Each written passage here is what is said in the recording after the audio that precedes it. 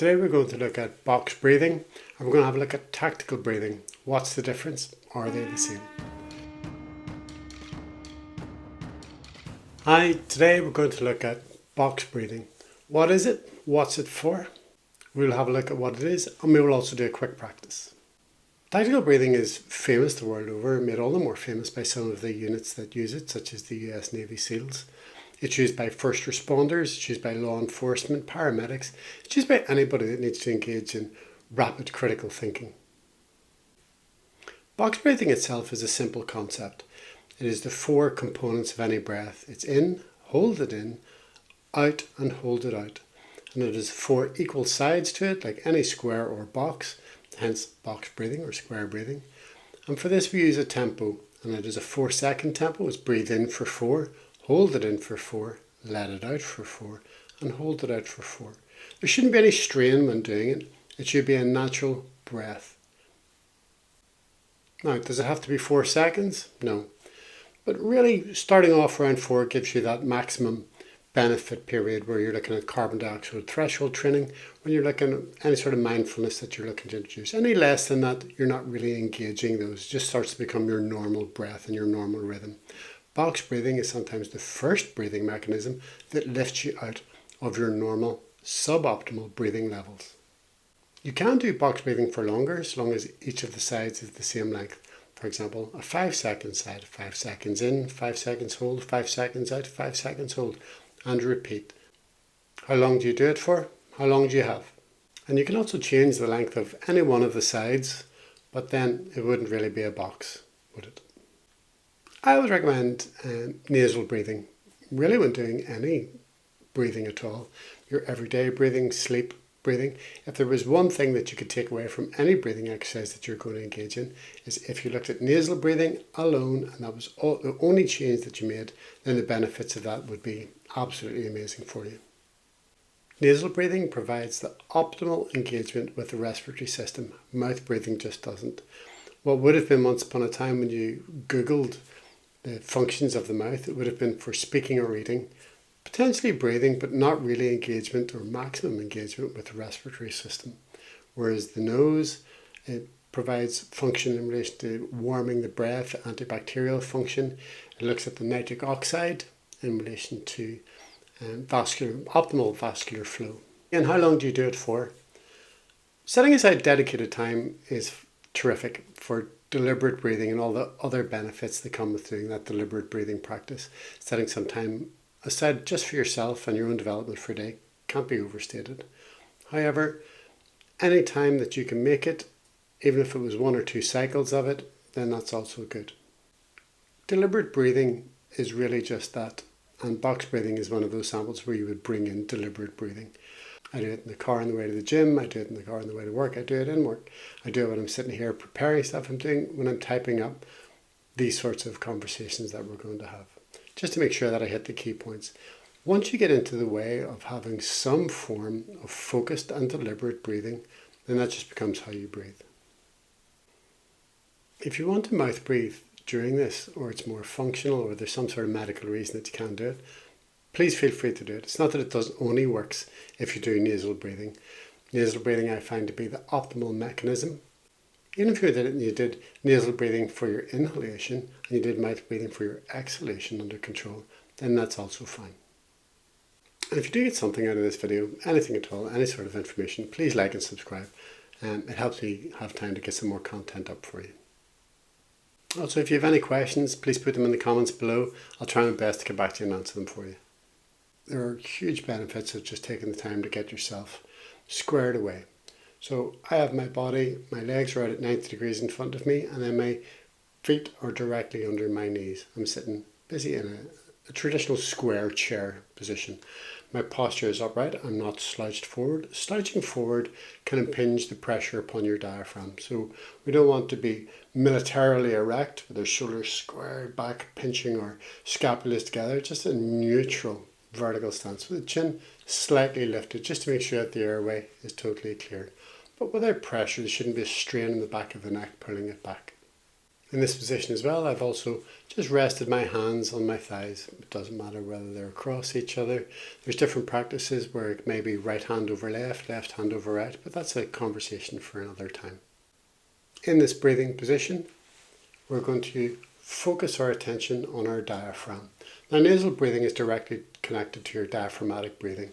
If you're having trouble thinking about your diaphragm going down and expanding your lung cavity, think of it as belly breathing. I don't really like to think of it as belly breathing because it's not the pumping out and in of your belly. It's actually the diaphragm breathing that can make your belly go in and out, not the other way about. But if that's what gets you started into this program, again, this is just an elementary introduction to it, then do that. But you shouldn't see your shoulders going up and down with upper chest breathing. It should all be lower and your shoulders shouldn't move. And during this practice, if you are relaxing and you're looking to focus on your breath, focus on any part of your function, you can close your eyes and just relax. Now I'm going to keep my eyes open just so that I can see what you're all doing.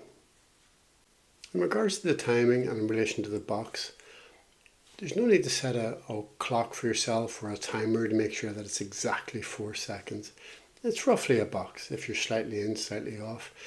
These sorts of breathing patterns are here to help reduce stress, not to increase your stress and your cortisol production just because you can't keep to a timer. So roughly, when we're talking about 4 seconds, it's roughly 4 seconds, close to 4 seconds, in the ballpark of 4 seconds. And we're going to get ready and we're going to breathe in 2, 3, 4. Hold 2, 3, 4. Let it out 2, 3, 4. Hold it out 2, 3, 4. And in 2, 3, 4. Hold it in 2, 3, 4. Let it out 2, 3, 4. And hold it out 2, 3, 4. If you've managed to keep along with that, that's 2 full cycles of box breathing. How long do you go for? Again, how long do you have? How long can you commit to it? How difficult is it to do that when you get into the car? Sometimes there's quite a bit of utility in when you close your eyes, think of the shape of the box and you can track with your mind just following the box around. It's just very simple. It's literally a kid's drawing with a crayon. And we're going to go again. So get ready to breathe in. Breathe in 2, 3, 4. Hold it in 2, 3, 4. Let it out 2, 3, 4. Hold it out 2, 3, 4. Breathe in 2, 3, 4. Hold it in 2, 3, 4. Let it out 2, 3, 4. And hold it out 2, 3, 4. Breathe in 2, 3, 4. Hold it in 2, 3, 4. Let it out 2, 3, 4. Hold it out 2, 3, 4. And again, just quite simply following the box shape in your mind can calm the nerves, focus the breathing. And there's 3 cycles of box breathing that we've managed to do. With no real effort, doesn't take long, you're going to be breathing anyway. But deliberate breath can really calm the nervous system and focus the mind. Box breathing or any deliberate breathing, don't get worried if you get lost in your count, if you don't know which side of the box that you're on. Just accept that that's where you are, move yourself back into it and just begin where you are. And now that you have box breathing, or now that you've experienced box breathing or square breathing, what's tactical breathing? What's the difference? Well, tactical breathing is really just box breathing or square breathing that has been taken out and painted black to make it look cool. It is exactly the same process as used by the professionals in the military and law enforcement and your surgeon. It is nothing different from what you've just experienced. The thing that can make the difference is the intent behind it. What is it that you're focusing on? What is it that you're engaged in? And what is your purpose? Why are you engaging with the intent to do it? If it is to calm anger management issues, that can be very different from having a focus for really trying to find the flow or the zone when you're in an operating theatre. Whenever you're trying to calm yourself before going into an interview, whenever you're trying to calm yourself before making a big presentation, or if you're going to engage in some form of combative experience. The name isn't what's important.